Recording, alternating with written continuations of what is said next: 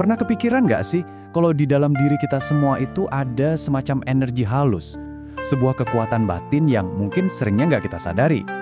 Nah, gimana kalau ternyata energi itu bisa dilatih? Hari ini kita bakal bedah tuntas 5 praktek kuno yang dirancang khusus untuk membangkitkan dan mengendalikan energi tersebut. Yuk kita mulai.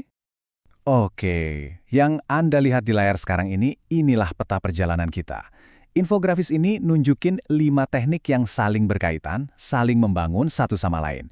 Kita akan mulai dari keheningan total sampai nanti ke koneksi universal.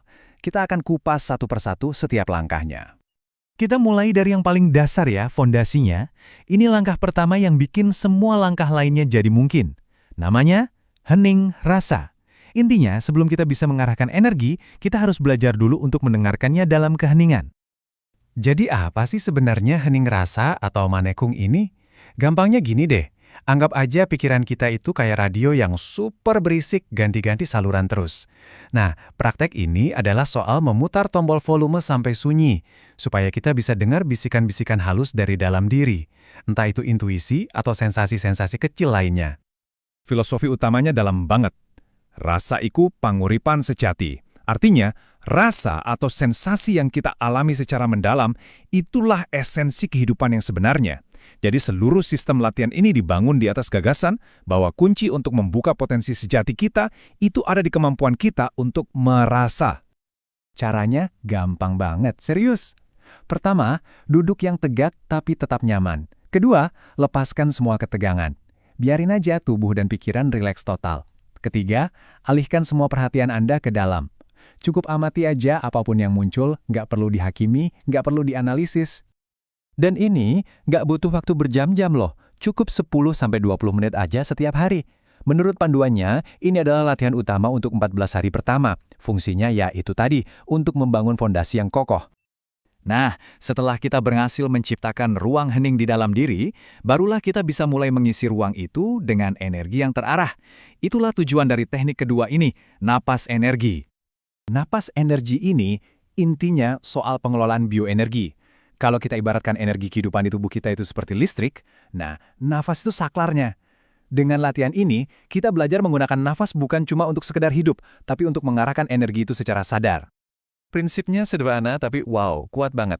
Ambegan iku urip. Napas adalah kehidupan.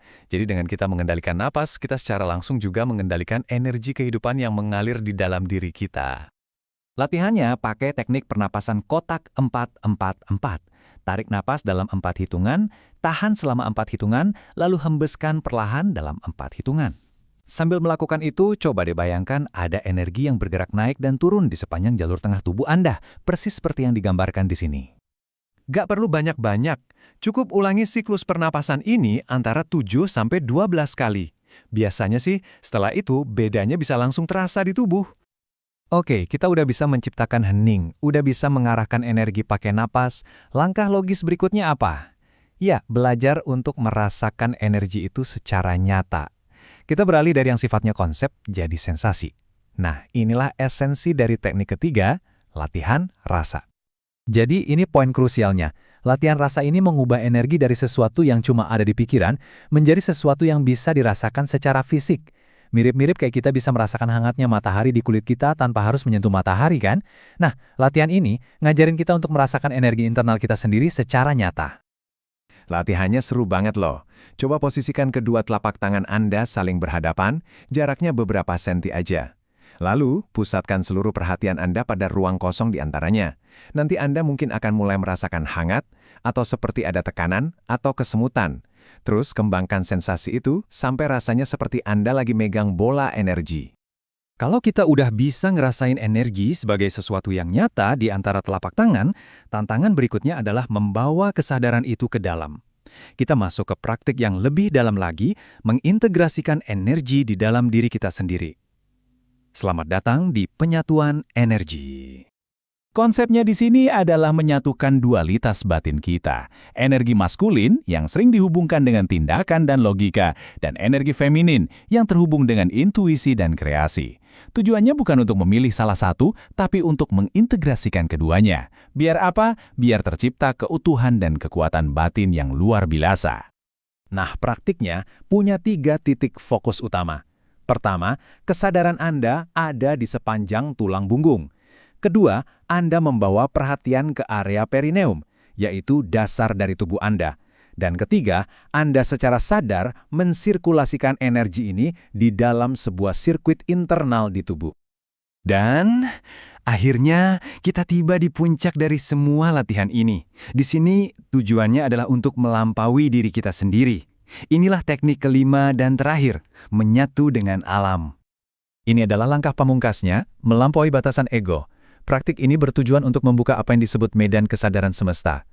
Coba bayangin deh, kesadaran Anda itu bukan lagi seperti pulau kecil yang terpisah, tapi Anda jadi sadar bahwa Anda adalah bagian dari lautan luas yang sama yang menghubungkan segalanya. Kalimat ini benar-benar merangkum perjalanannya dengan sempurna kan? Dimulai dari langkah yang paling sederhana, yaitu hanya dengan diam dan hening. Lalu bekerja dengan napas, belajar merasakan energi, menyatukannya di dalam diri, dan puncaknya adalah mencapai keadaan di mana kita merasa satu dengan alam semesta. Sebuah perkembangan yang luar biasa. Sebagai penutup, saya mau tinggalkan satu pertanyaan untuk Anda renungkan.